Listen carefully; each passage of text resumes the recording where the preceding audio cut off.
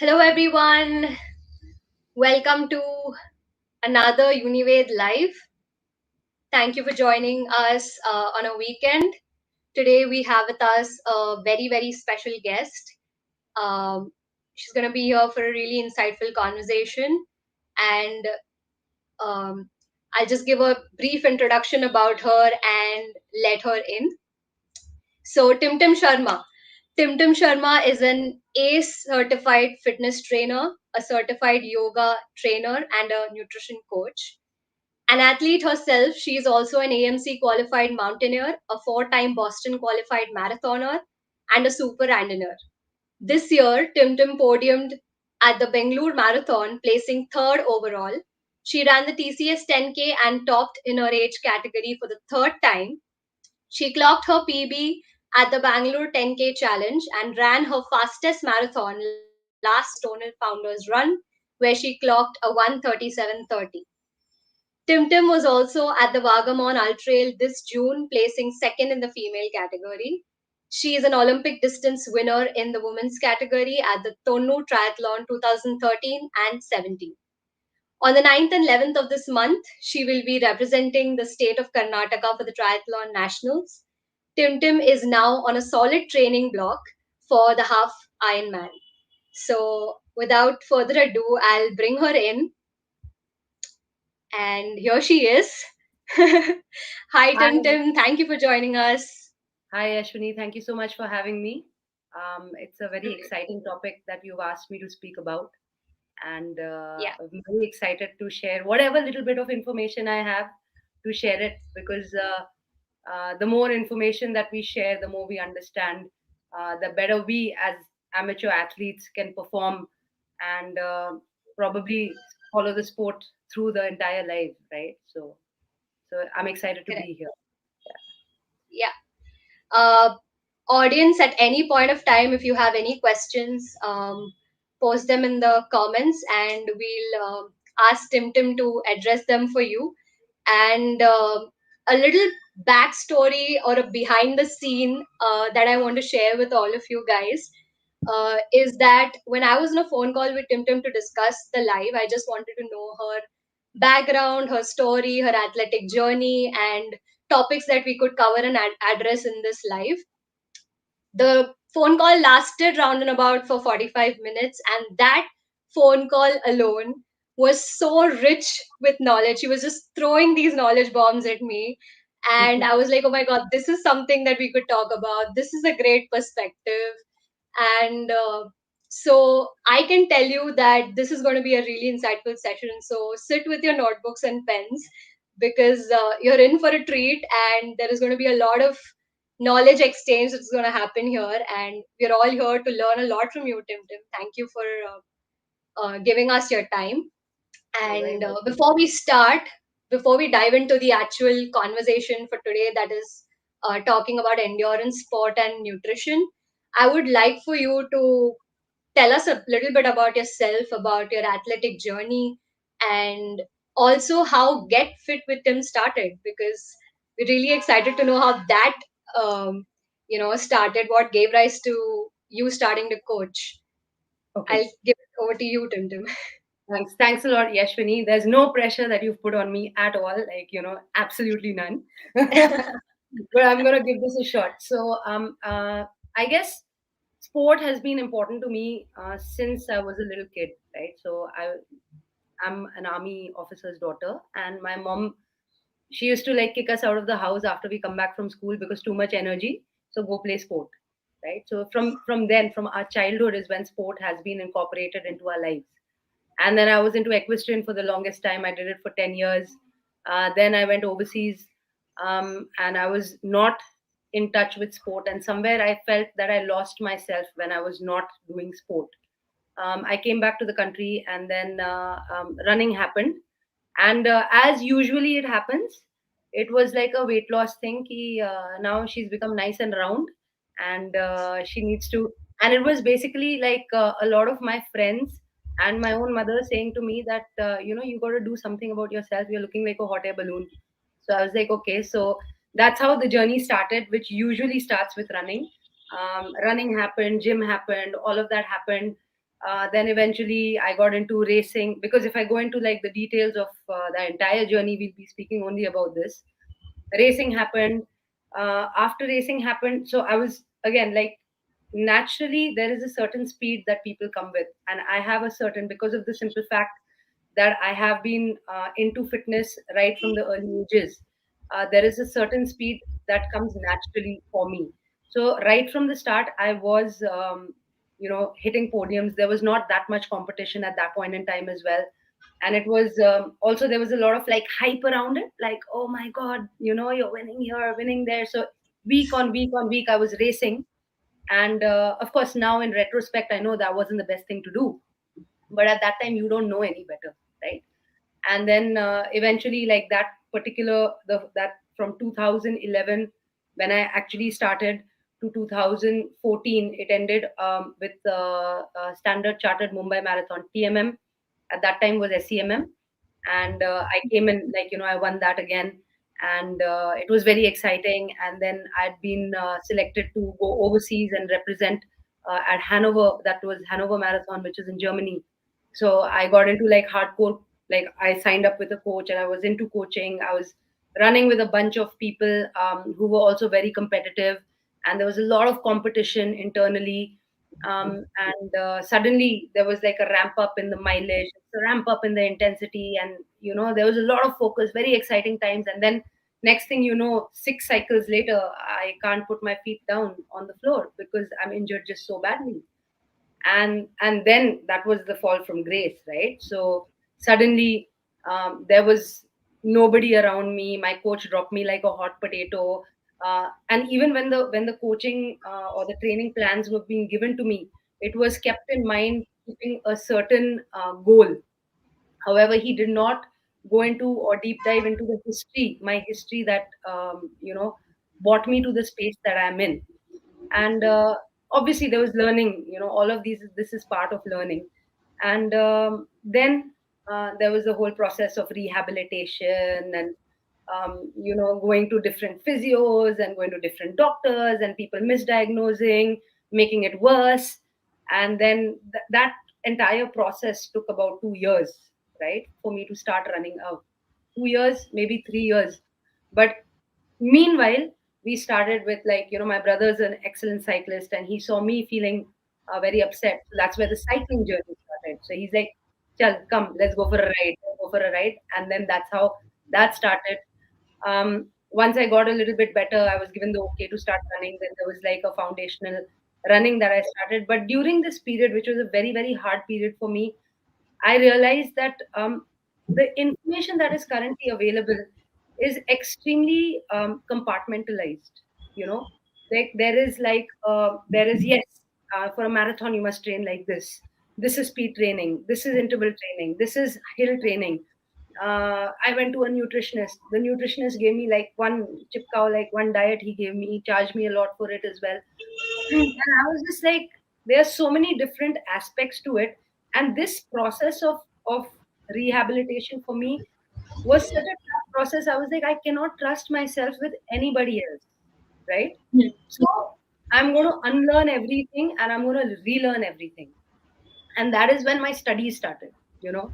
So that's when I was like, chalo, abhi padhai karte hain. And then we started, like, I got my different courses. Obviously, my heart was in training. I was into the corporate world before, but in 2014, we had started a running group in Bangalore, which was called Protons Sports, and uh, and that was like in multiple locations. But obviously, like, since I was going through my own personal journey in terms of getting injured, and that process, that this particular aspect of Protons running didn't really work. So in 2016, we disbanded it, and everyone went on their own paths, if you may say. And then I was into, because you have to earn your own living. So I got into events, and I was doing a lot of events. At the same time, I was freelancing with a lot of different brands, like whether it was a Nike or a Skechers or an Asics or a Reebok. The most well, now I'm a Brooks athlete, but my last role as a trainer was with Reebok Running Squad. And over that period of time, interacting with so many different people, in their own journey as well. There was a lot of learning that was involved there. So getting those certifications in place, dealing with a lot of clientele, um, over a period of time, essentially it was 2020. So there's a learning period of about 6 years that goes in there. And at that period, at that point in time, I had a choice to make, because now I was ready, in terms of like my base mileage was done, and I wanted to get into more focused training for myself. And I don't know if you do events, but events and fitness, it just doesn't go together, right? So again, I was at another fork. So I Hmm. decided at that point in time in 2020, I was like, I think now I'm ready. I think I don't know everything, nobody does, but I have a fair Yeah. amount of experience, I have a fair amount of knowledge, and I think this knowledge can help people. And that, I Yeah. think, was the genesis of Get Fit with Tim. And yeah, here we are today. That's when I went into it full time. I'm now 2.5 years down the line. This happened just before COVID. I was in Bombay at the time. I moved back to Bangalore, etc., etc. And here we are. So I think I've roller coastered you through, I guess, in a very quick and punchy way. I've roller coastered you through my journey until now. And here we are sitting having a conversation about endurance sport and nutrition. Yeah. I think even our phone conversation back and now what we're going to talk about nutrition wise, what I really liked about this is that all of this comes from a place of experience. So anything that you talk about is what you've experienced, what you've gone through, and that is you're only talking from your learnings, and that is something that's amazing and makes it more authentic and gives it more value. So I'm really excited to talk to you about nutrition and give our audience that experience, share your experience with them. So Sure, thank you for sure. that story. I think that's also helpful.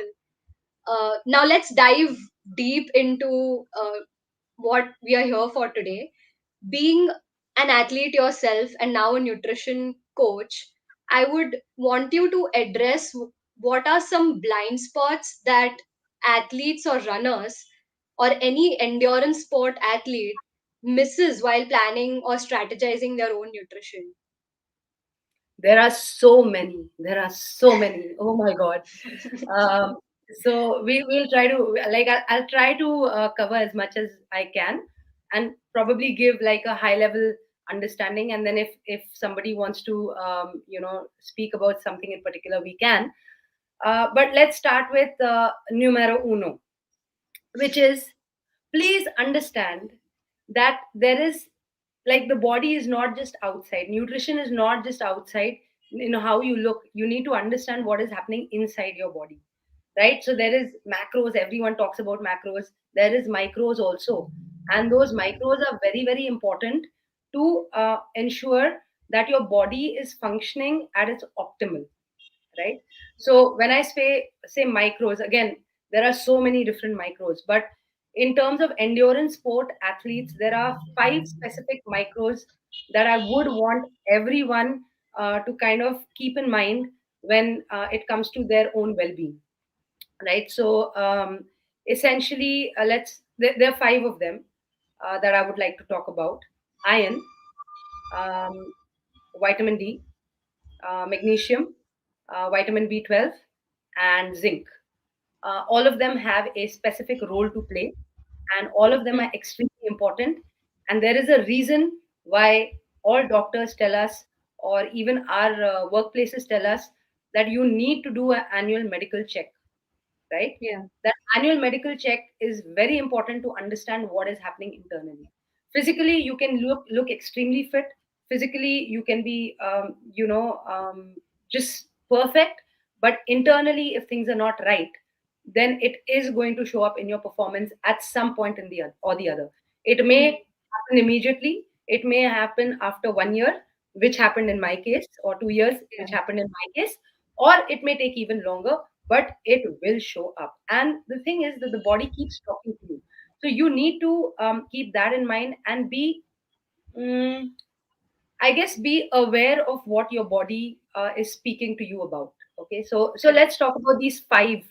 micronutrients that I just mentioned. Let's talk about iron. What does iron do? Okay, iron, it is very important in creation of RBCs, and RBCs, as we know, it gives you the red color in the blood, and blood, is what circulates in the entire body, right? So what is the job of the blood? That it provides nutrition to every cell in the body. Now, if iron is not there, there is no binding. And when there is no binding, then what happens? The energy production doesn't happen. Then what happens? Then you feel fatigue, right? You feel tiredness. You get heart palpitations. Your color goes away. These are all symptoms of Yeah. iron deficiency, right?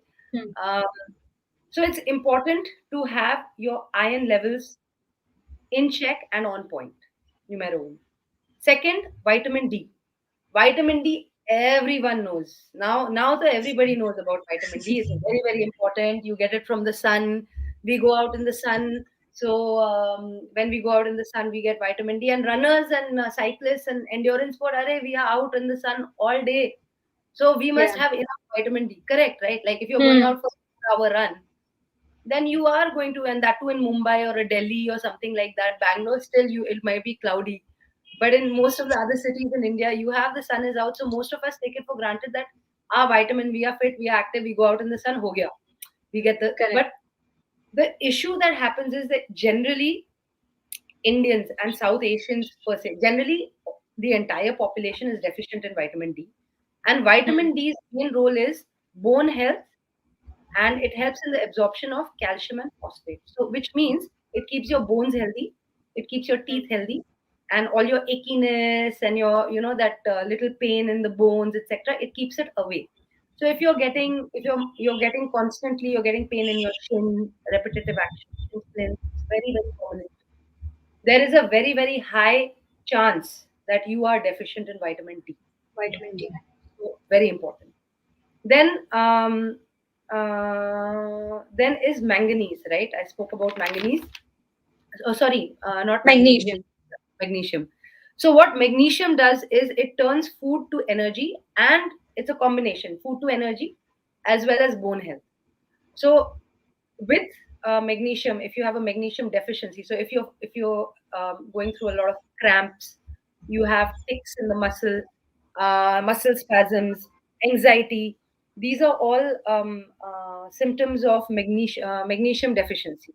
So that is also very important. Again, cramps is a very huge issue that a lot of people face in their Hmm. life, right? When you're going really hard. Then you have vitamin B12, which is one of the B vitamins, of course, but it is extremely important in recovery, right? So it helps with recovery, and it helps the body's nerve, and it keeps the body's nerve and blood cells healthy. So it is, again, fatigue, that's a fatigue, lack of energy, depression. These are all symptoms of B12. Like, I don't feel like going and doing my workout. Oh no, I need to do this again. Like, the recovery gets affected. You can eat all the protein in the world, and if your Hmm. B12 is not on point, you ain't gonna recover. No matter what you do, you ain't gonna recover, buddy. Like, go get it checked. So that, and then the final one is zinc. Zinc is, of course, immunity. It's an immunity based mineral, and it is important to keep that in check. It Symptoms will be hair fall, being susceptible to colds and coughs, and just generally, like, if you're constantly, like, after a hard workout, you're feeling really cold, and you're feeling lethargic, and you're feeling like you're going to fall sick, you're falling sick at multiple intervals, then it's possibly because of a zinc deficiency. So these five are really, really important, and they are probably on my priority list in terms of micronutrients that we must ensure is on point. Okay, so Correct. that is numero uno. This is the first point that we spoke about, which Yeah. which is understand what's happening inside your body. Yeah. Okay, then another one, very important. Are he is doing so well. What is his nutrition plan? She is doing so well. What is her nutrition plan?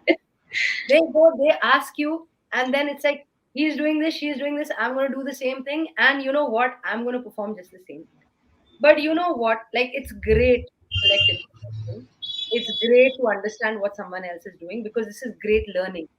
However, to not know where this person is coming from, what is the background, what is the history, and why is it that this particular nutrition strategy is working for them. Everybody, all human beings are different, right? Like, we are unique in our own way, and that's the similarity between us, that we are all unique. Okay. Yeah. And our bodies, yeah, and our bodies are exactly the same. So what works for me will not necessarily work for someone else. One, like, a person may be extremely aerobically efficient, so the kind of portions that they eat, if someone else has it, they'll probably be starving, right? And Yeah. vice versa, right? So don't copy paste. Okay, like, Hmm. understand what nutrition is, understand how it's working for you, and over a period of time, either you go to a professional who can help you or guide you in terms of making a nutrition plan for you, because your nutrition requirements, they change as you age, as you become more efficient. Your nutrition requirements are constantly evolving. So you cannot take something that worked for you 6 years back, or something that's working for an XYZ, and incorporate it into your diet. No, no matter what. Okay. So that's second point, which is Second. a yeah, huge blind spot. Then the third one that I would like to talk about is, oh, fasted runs and fasted workouts. Like, I'm gonna go for endurance ride and an endurance run. And trust you me, I have done it.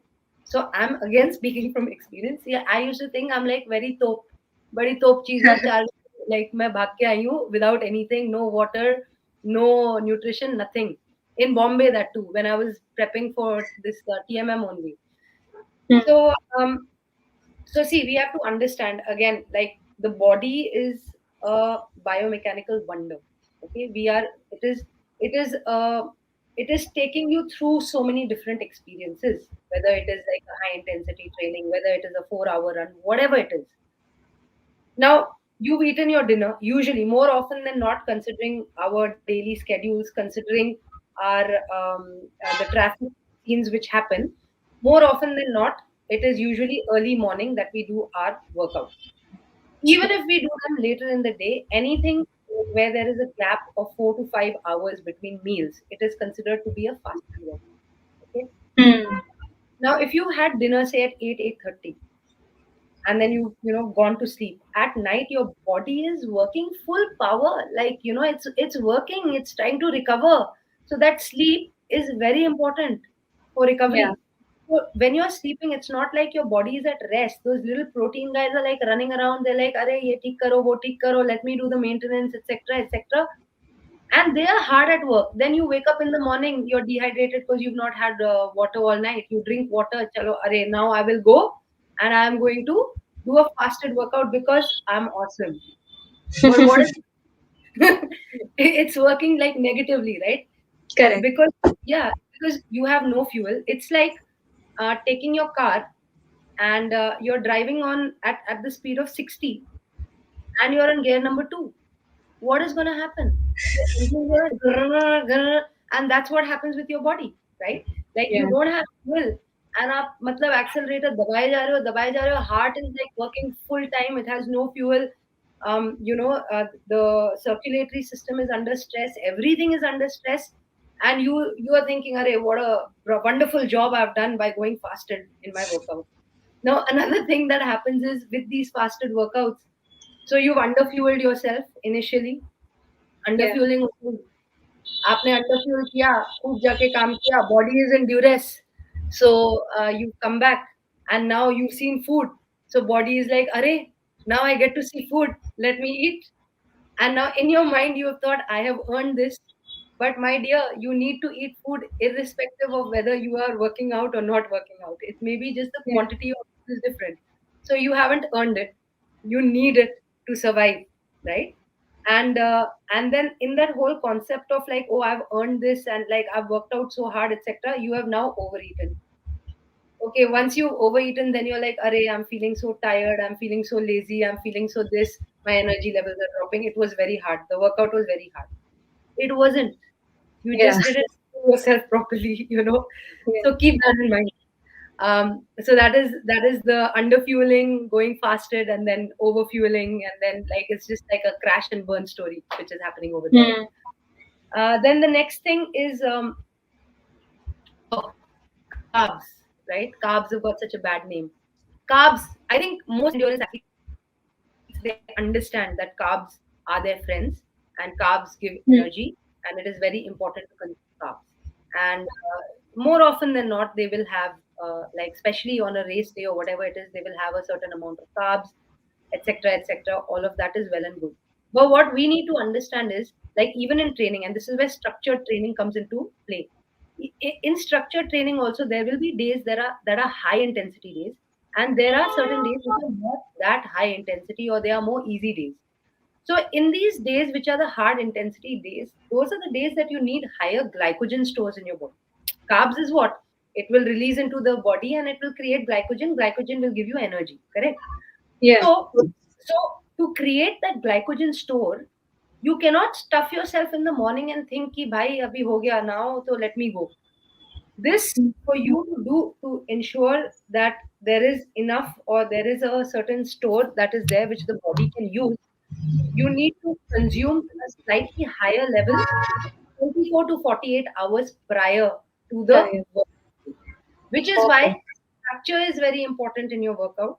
And as per the structure in your workout, your nutrition is also, they go together. It is not a Hmm. separate silo that works independently, they work together. And yes, if there are days that you wake up and you're not feeling that great, and you have a hard run or a hard, whatever, whichever sport it is, whether it is a swim or a run, or even like a strength workout like a HIIT or whatever it is, if you're not feeling up to it, it's always good to just take a step back. But again, remember that nutrition goes hand in hand with it, hand in hand with it. It will give you your energy levels, right?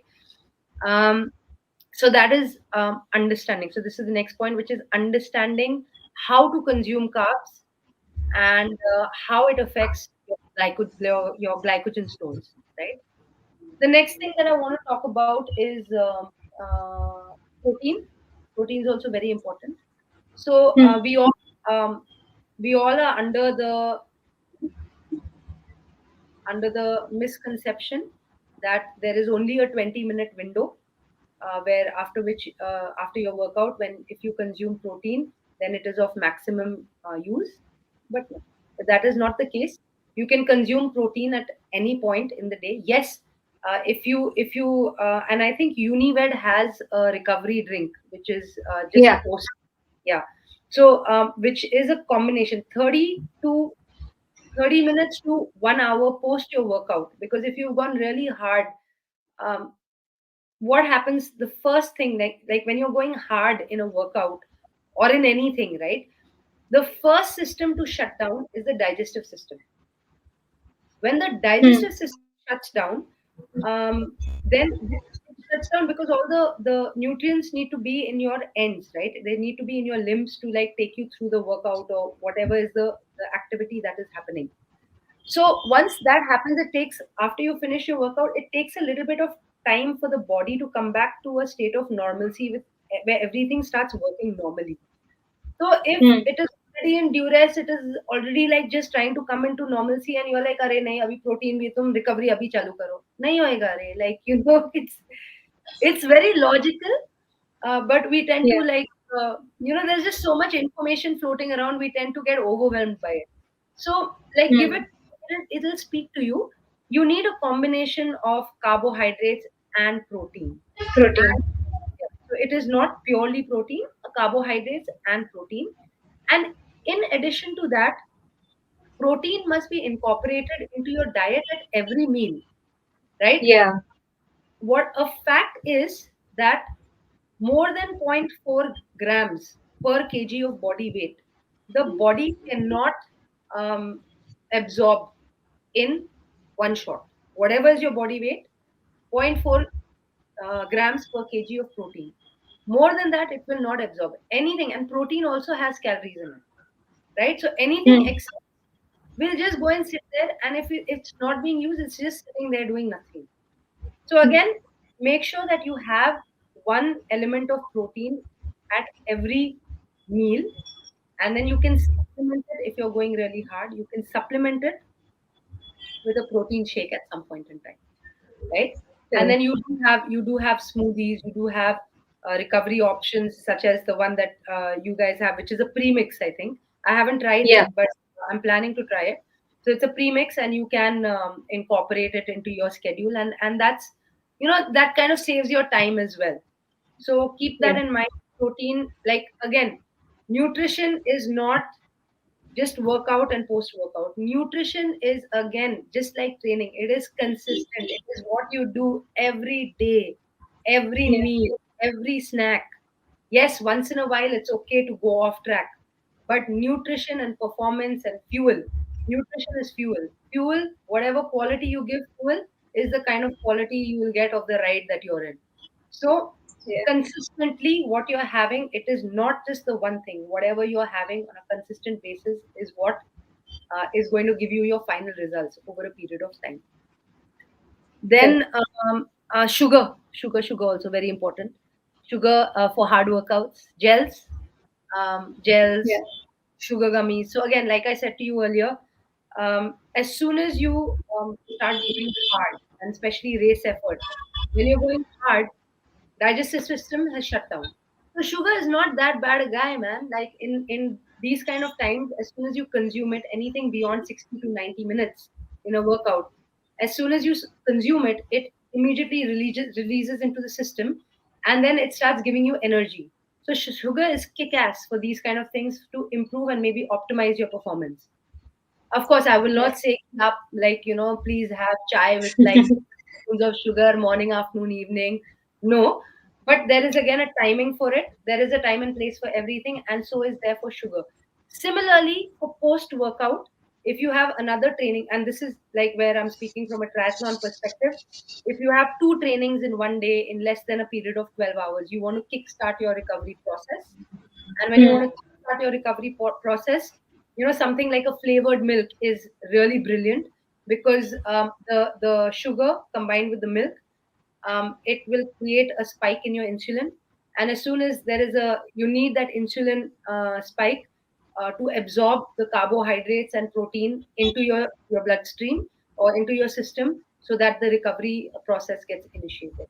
So very, very key, timing for everything, understanding that everything has its own place in terms of recovery, in terms of performance, in terms of fueling.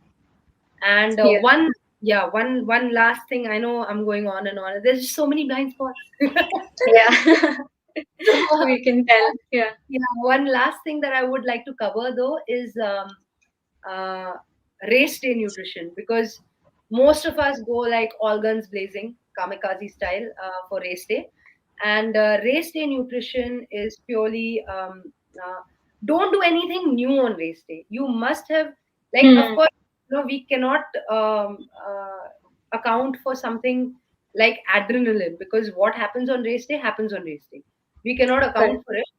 But what we can do is that, like, whatever gel you're trying to use, or whatever nutrition your strategy you have in place, any kind of thing that you think you're going to do or you're going to consume on race day, especially if you're going running a marathon, if you're going running a half marathon, right? Anything beyond 45 minutes, there is fueling which is required. And it is important for your body to know what is coming, because the last thing you Yeah. want to do is going full gas, and then you are consuming something, and boom, there, vomiting is started, diarrhea is started, dizziness is happening, lots of crazy things happen. So please try whatever you're planning to do on the final day. Don't just go like a hero or a heroine and like on day abhi dekhenge kya hoega. Please try Yeah. it one time to understand. You've put in so much of time, so much of effort, so much of training. Take a little bit of time to plan your nutrition also for the day. So I Yeah. think I I think think those. that was one of my questions for you. most athletes, they tend to ignore their pre and during sports supplements during training due to many factors, and one of them is mainly that they shouldn't let their bodies get used to that kind of a supplement, or they just don't believe in it. So what is your perspective, since you touched upon that topic, what is your perspective on, trying these nutrients out in the training and in the race, like I just then told you, I'm using I'm them? all for it. You must do it. See, there is a reason so much of research and development has gone into these particular things. Of course, Yeah. I wouldn't say that consume like 6 gels in like one training run or whatever it is. But if you're Yeah. going for a harder effort, you know that it is required. Then try to do like a simulation. Try to fuel yourself properly. You will need a little bit more during the race, but even in your harder efforts, you must now, of course, it is up to you whether you want to use supplements on a regular basis, you want to go natural on a regular basis, and sometimes put in the supplements. That is a ratio or a combination that is left up to you, your coach, whoever is basically a very private Personal. decision, personal Yeah. choice that you take. Like for me personally, there will be a few. Now I've been racing for a very long time, so I Yeah. know what, like, I have done this entire process and I know what works for me personally, right? So, and again, for everyone it will be a trial and error process. So Correct. for me during training, I fuel myself every day, pre training, post training. During harder, anything above an hour effort, I will fuel myself. During training, it will be more natural sources. So that could be anything from banana to a peanut butter sandwich to dates, um, to granola. I like granola sometimes. To gels. If I'm doing something really hard and I want to, I want to stay light and I just want to consume a gel, I will do it. Like I always have about 10 gels at home, depending on what my training schedule is, right? Hmm. So I'm all for going, and you must, it is a must that you incorporate it. And again, supplements, like, you have to understand, supplements support you. Supplements are not detrimental to you. Supplements are still natural ingredients which are provided to you in a concentrated form, because maybe, well, not maybe, for sure, during a intense activity, your body is not capable of creating it. However, Yeah. whether it's like a protein supplement or like the different micronutrients I spoke to you about, those Hmm. supplements, it's because you are not able to consume it through your regular food in the quantities that it is required. It only assists you in optimal performance of your body as, Hmm. um, well, as a vessel that is going to take you through so many different experiences, right? So Yeah. please, supplements are good for you, but again, supplements must be taken considering what your training load is, what your race load is, what your race intensity is, what your body composition is, and what Correct. your goals are. So there is a lot of, like, it's good, but there is a lot Yeah. of terms, T&Cs, which are applied to it, right? Yeah. So that's my. Taking back to the point that you talked about, don't just copy somebody else's nutrition Correct. plan, and test it, try and test it yourself, and Correct. see what works best for you. Yeah. I think you already talked about this, but can we, this is a little personal, but what mistakes have you made that you've learned from a lot, and you can look back upon it now and be like, oh my god, that was something that I was doing that was so wrong and has affected me now, but this is how I'm going to fix it. So what are Oh those my God, mistakes? we can write a book about this.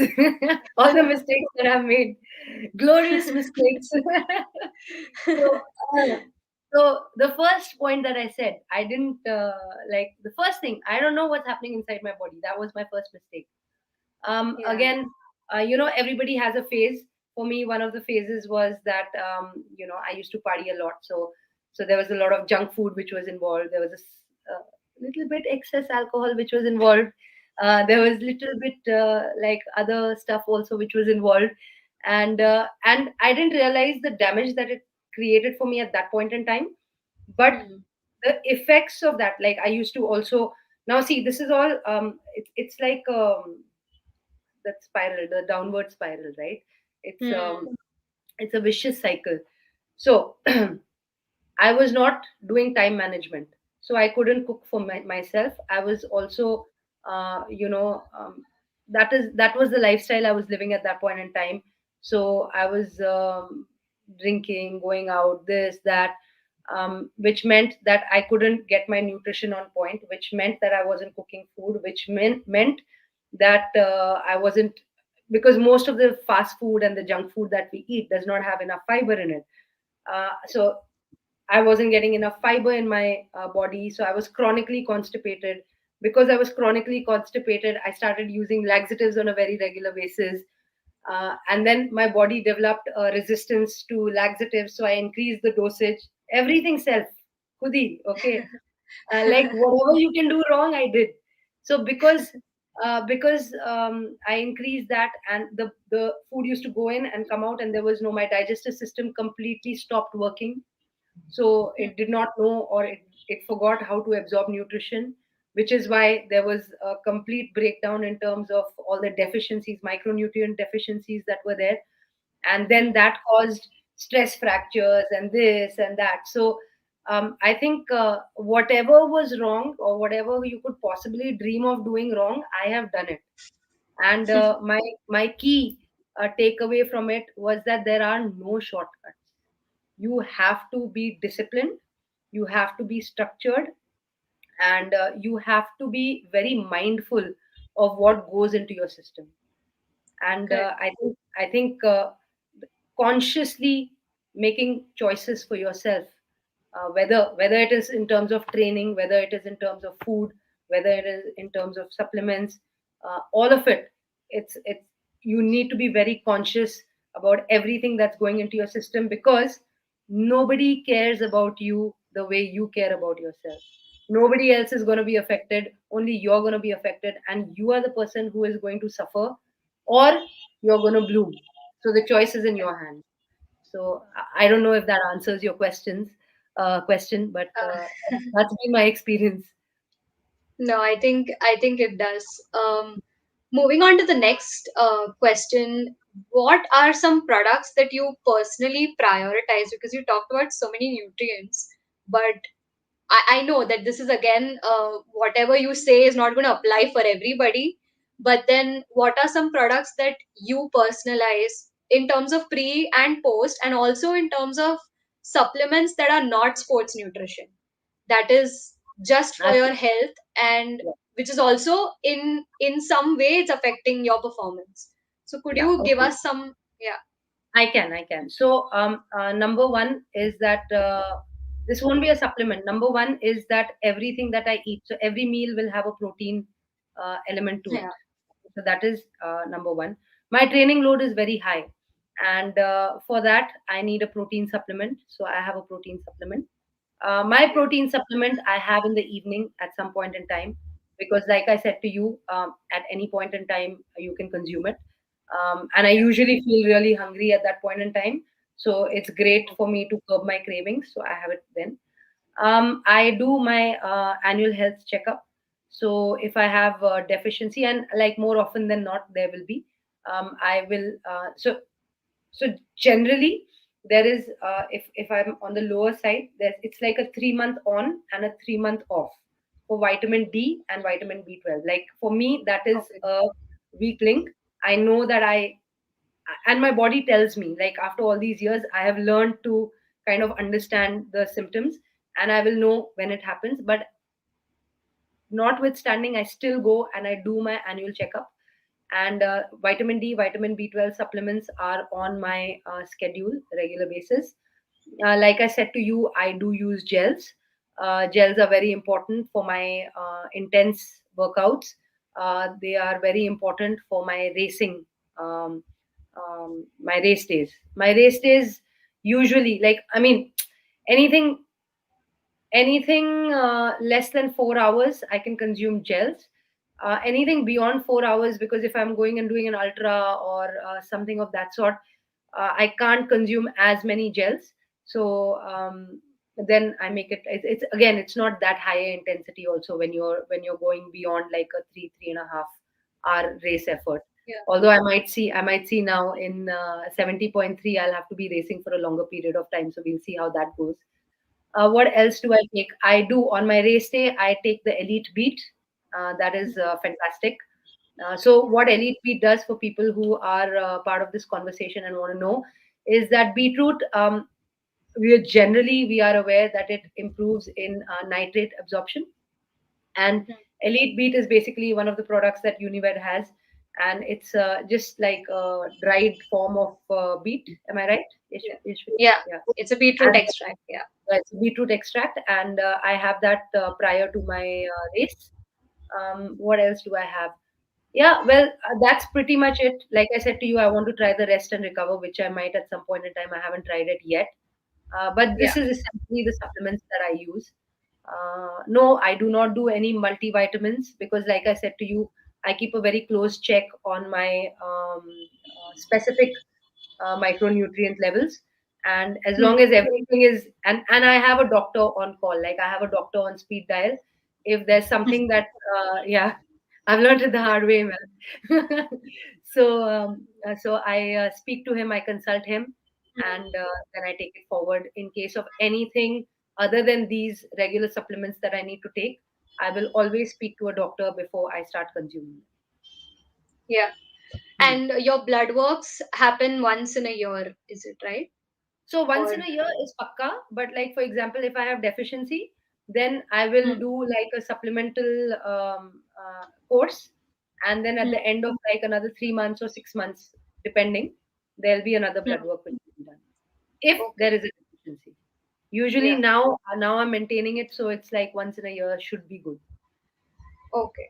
And you talked about like these how you know when you're deficient in vitamin D or B12.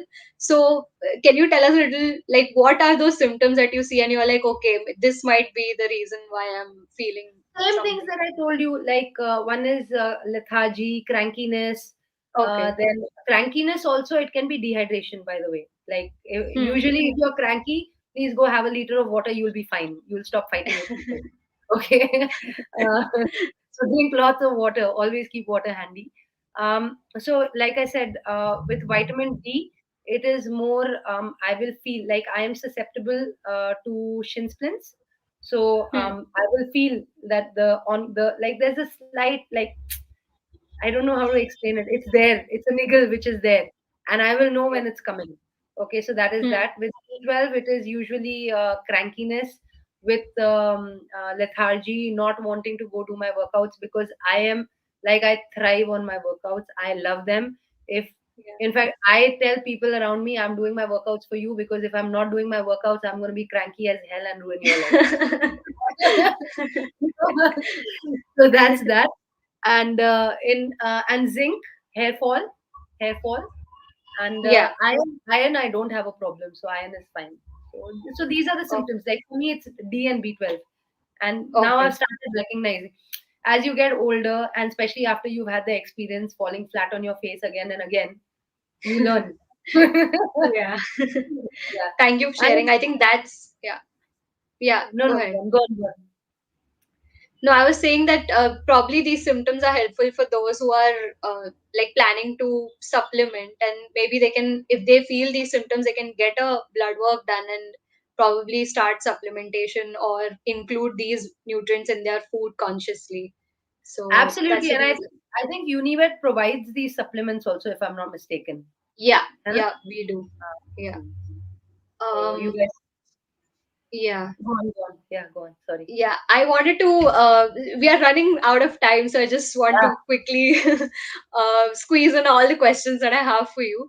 But no, my last question for you would be: a lot of people are now training for the Tata Mumbai Marathon. So I just wanted you to sort of give a generic what would be like a good strategy. What is an approach?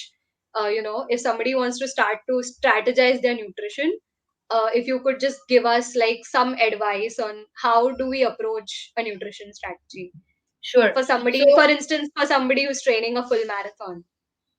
If you are talking Tata Mumbai Marathon, I'm going to give you only for full marathon. That's all. Like nothing shorter than that. So, what I would suggest is a week prior to your event, start increasing your carb intake. And when I say start increasing your carb intake, it doesn't mean you eat biryani every day. It just means that you increase the portion a little bit because, like I said to you earlier, your glycogen stores, they need to be built up over a period of time. So that Yeah. is number one. Make sure you recover properly because all the nutrition in the world cannot help you if you are having sleepless and anxious nights. So Hmm. make sure that you're sleeping on time, waking up on time. Maybe even like get a sleep bank in, which is like sleep a little extra because anyway you're in taper mode. Hopefully you're following a structured training plan and you're in taper mode. So do that. Um, so we've spoken about increasing this thing. Hydrate. Mumbai is extremely humid. If you don't live in Mumbai, you will like you'll just die of dehydration. It's just so humid. It's Yeah. you'll cramp a lot because, like, again, as you get dehydrated, your salts come out. As the salts come out, the cramping starts happening. So make sure that you start your hydration. And when I'm saying hydration, I don't just mean drinking water. I mean take your so I take the hydration mix also, by the way. So now Yeah. that we're speaking about it, yeah. So Yeah. so to have, like, start incorporating like maybe a liter with hydration 2 to 3 days prior to your event. Okay.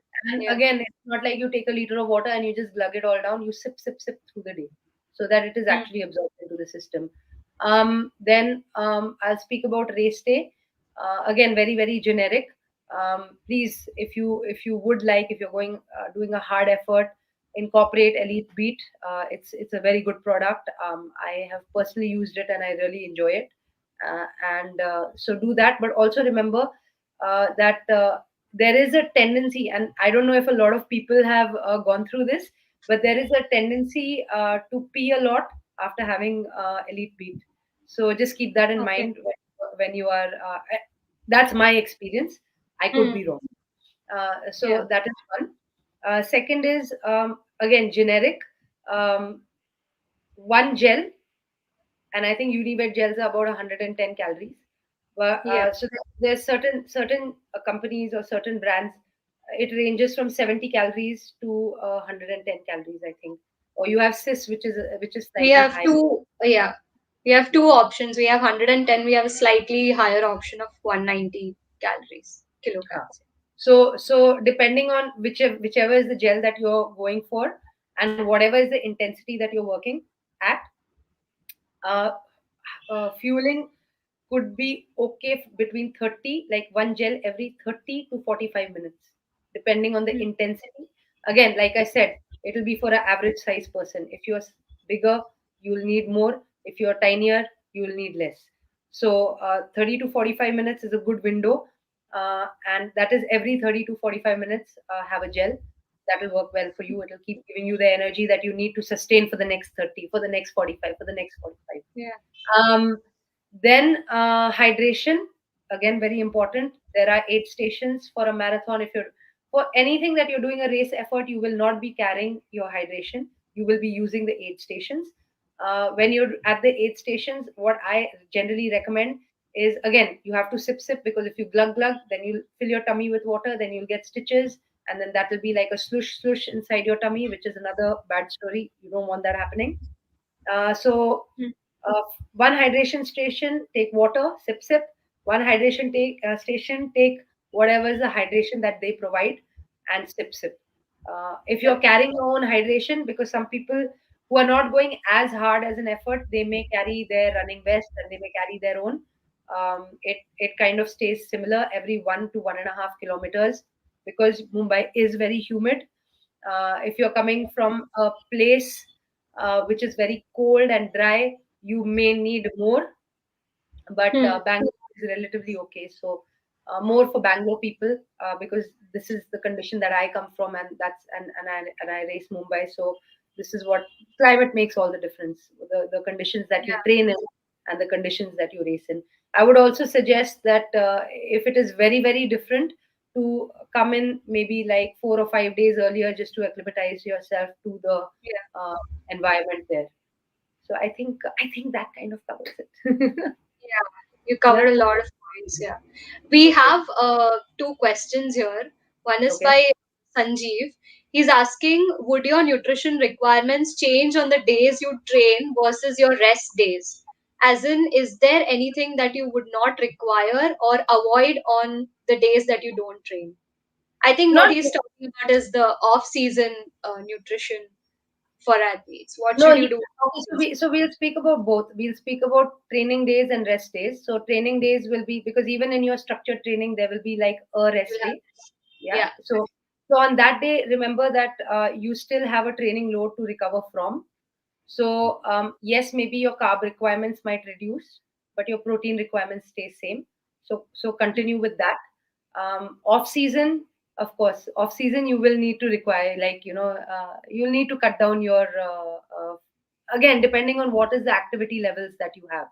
But compared to like a full on intense training block versus a off season, there will be a big difference in the kind of food or the volume of food that you're eating, for sure. yeah. Correct. One more question we have from Mahendra is how nutrition care should be taken while doing events like BRM 600 or 1000-kilometer events at coastal areas like Goa. I think Goa has a similar kind of a To humid Mumbai. climate. Coastal, yeah, coastal, no. And Goa is also extremely rolling. The terrain is extremely rolling, so it's quite intense for it just goes on and on and on. And like he's saying, 1,000, 400,000. That's a lot of mileage. So again, you have to take it really easy. You should, on an average. So most of the cyclists will have two bottles, and it'll be 750 ml.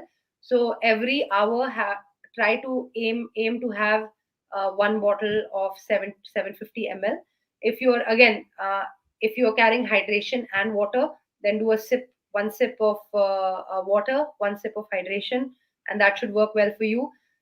Every 2 to 3 hours, every 2 to 3 hours of riding, you should stop, you should stretch, you should stop. But again, like when you're doing such long endurance events, you're in the aerobic zone, you're not going into the anaerobic zone, which means that your digestive system is still working, which Hmm. means you can stop and you can have like high carb foods because you need energy. So whatever is the local, whether it's like a pav, because anda pav, a mix of carbs and proteins there, whatever is the local food that's available, go for it. Poha, because these are like in BRMs. I don't know if you've done BRMs, but in BRMs, like you can't really carry that much of food on yourself. Hmm. And most of, like, if you're not going into country roads, there will be like little eateries that are there, and it's always good to sit. Also carry some, for if there are certain large extended periods where there is no shops or you're riding through the night, carry some bars, Hmm. whether it is a yoga bar or it is a protein bar, because even protein bars come with quite a lot of carbs in them. So Hmm. incorporate that into, and it's small to carry. I personally like dry fruit laddus a lot because it's like chota packet, full rocket, like, it's Yeah. like calorie dense. You have it, so you can make them at home. Granola bars, you can make them at home in case, like, so there are a lot of options, but remember to keep consuming at least 300 calories an hour, at least, because after a certain point in time, your body is in duress and it Correct. needs that kind of energy to continue moving on and on and on. And remember to stop and stretch, because that is very important. You Hmm. need a little bit of rest period. You cannot race 1,000 kilometers. You cannot race 1,200 kilometers. Also, you have control points, and in control points, usually the organizers will have like a curd rice or easy to digest food, curd rice, whatever they provide, whatever you like, you should kind of incorporate it into the system. I hope that answers, Mahindra. Yeah, I hope Tim could answer your question, Sanjeev and Mahendra both. Um, I think we've covered a lot of things.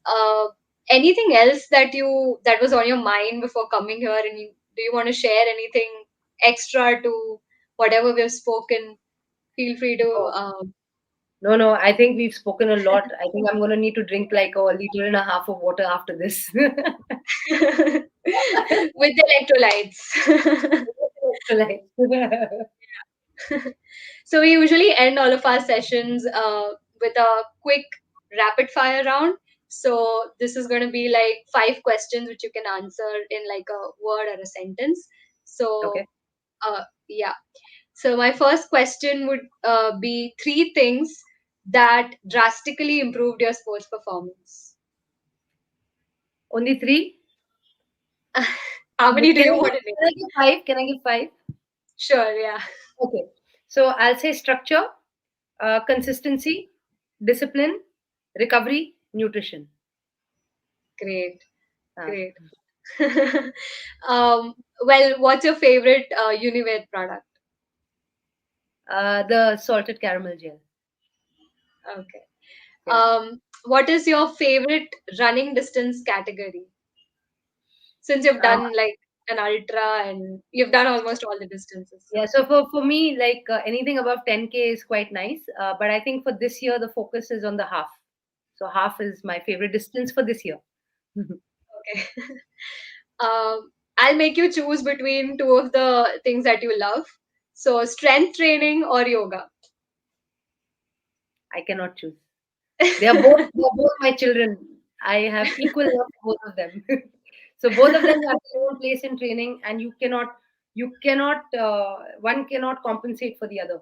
So both important. Yeah.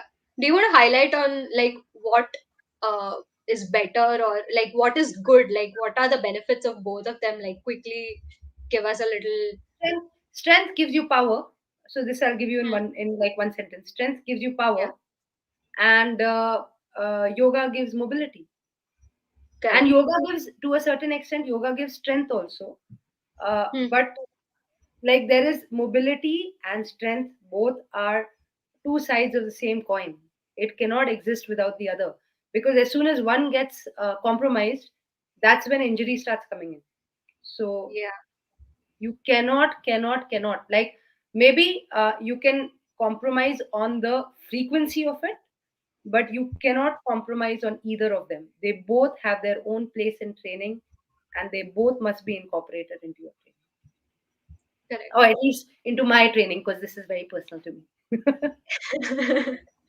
Okay, so the last question is a nutrition advice for our viewers. Just one advice, like the topmost thing that you cannot ignore. Nobody can ignore. Food is your friend. Food is your fuel. Understand what you're putting into your system, and that is what is going to make a world of a difference. That's Yeah. all. Wow, that was great. Well, thank you, Tim Tim. This is a wonderful session, very insightful, and I'm pretty sure all of our viewers. I think there are 7 viewers right now, but all of them enjoyed it, and this is going to be staying there on our YouTube channel. So, uh, this is a wonderful session. Thank you for taking your time out. Um, yeah, I think we Thank can you end so the much. session here. Thank you so much for having me. It was fantastic to speak with you. Thank you. Thank you. So we'll end our session here. Thank you, viewers, for staying with us. And if you have any more suggestions for our future live, if you want anything that you want Tim Tim to cover, let us know. And what if we have her again? That would be wonderful. So thanks a lot. Thank you.